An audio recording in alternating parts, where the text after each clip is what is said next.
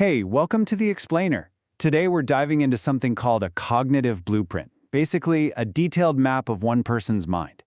We're going to deconstruct it to see how an AI can be trained to become more than just an assistant, but a real, true thinking partner. We've all been there, right? You ask your AI assistant for something, and you get back this super generic answer that just completely misses the point. It's so frustrating when it feels like it just doesn't get you. But what if we could actually change that? What if we could give an AI a user manual for our own mind? Well, that's where something called the hair calibration profile comes in.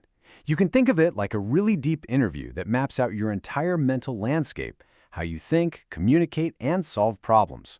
The whole goal is to create an AI that is so perfectly aligned with you, it feels like an extension of your own brain. All right, Section 1, the Personal AI Blueprint. Let's jump in and explore a real-life profile to see how you'd even begin to create a user manual for a unique mind. So, the person we're looking at has this incredible mind that's a blend of two totally different worlds.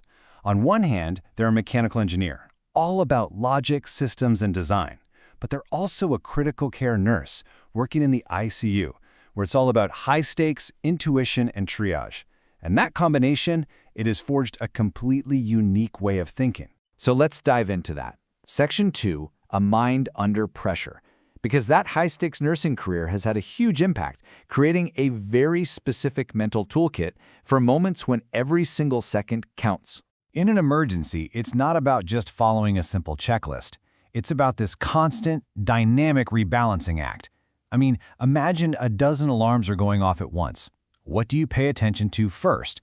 That kind of environment forces a very specific kind of clarity. And this brings us to their core principle. In any high-pressure situation, the number one question is always, what's the one thing that could cause a critical failure and bring the whole system down? Finding and fixing that becomes the absolute top priority. It's basically a survival-based operating system for thinking. This thinking style translates into a really clear, repeatable process. First, you identify all the moving parts of the problem. Second, you triage them, just like in an ER, figuring out what's most important and what's most complex. And finally, you look for patterns to solve multiple issues at once. It's this incredibly efficient approach that was born from chaos. Okay, on to Section 3, thinking in analogies. Now that we have a sense of how they think, let's look at how they communicate. And for them, there's one tool that stands above all the rest. Without exception. Just let that sink in. That's not a preference. That's like a fundamental law of their communication style. For an idea to really connect, it can't just be some dry fact. It has to be linked to something familiar, something relatable. It has to be told like a story. And this love for analogy is just one piece of a bigger communication blueprint.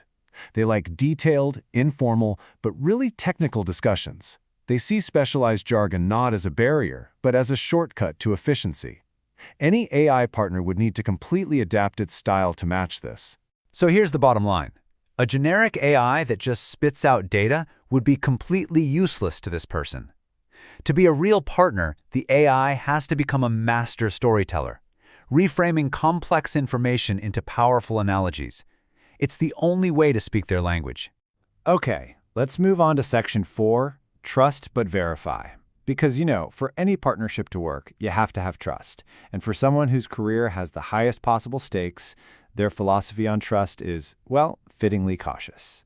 Get a look at that number. Less than 3%. That is the amount of trust they are willing to give an AI to act on its own. That's a startlingly low figure, and it tells you everything you need to know.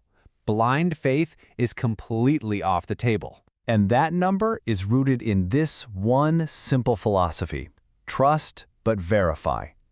The approach is straightforward. Listen to what the AI has to say, but never, ever accept it at face value. So what does verify actually mean here? It's a whole multi-step process. It starts with a gut check. Does this feel right? Then it moves to independent research and, crucially, getting input from peers. It's all about checking the data against their own experience, other sources, and the wisdom of people they trust. And this quote just drives it all home. Transparency is life. It connects open access to information directly with survival. For this person, hiding your sources or pretending you're certain when you're not isn't just unhelpful, it's dangerous. This creates an absolutely non-negotiable requirement for an AI partner. No black boxes. The AI has to act like a meticulous research assistant, citing every source, highlighting any gaps in its knowledge, and laying out all its assumptions. Without that level of transparency, trust is impossible. All right, Section 5, the ideal AI partner. So we've seen how they think, how they communicate, and how they build trust. Now let's put all the pieces of this blueprint together and see what their perfect AI would look like. So what's on the spec sheet? Well, this ideal AI has to be proactive with ideas and value adaptability over simple personalization. It needs to be radically transparent, a master of analogy, and a super deep researcher. And here's a fascinating detail. It needs to think first in abstract concepts and only then translate them into images, mirroring the user's own mental process. And this is the ultimate goal, the big vision. This isn't about getting an AI to help write emails faster. It's about building a second brain, a tool that's deeply connected to the world, that can gather and synthesize information, and that becomes a launchpad for the user to apply their own unique intuition and expertise to make a real difference. When you really think about it, the future of human-AI collaboration isn't about making us think more like computers. It's about making computers that can understand, adapt to, and amplify the incredible, beautiful diversity of human thought.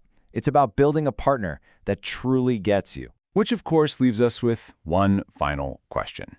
We've spent all this time deconstructing one person's mind. But what about yours? How do you solve problems? How do you communicate best? What's the operating system that runs your world? What's in your cognitive blueprint? Thanks for joining us on The Explainer.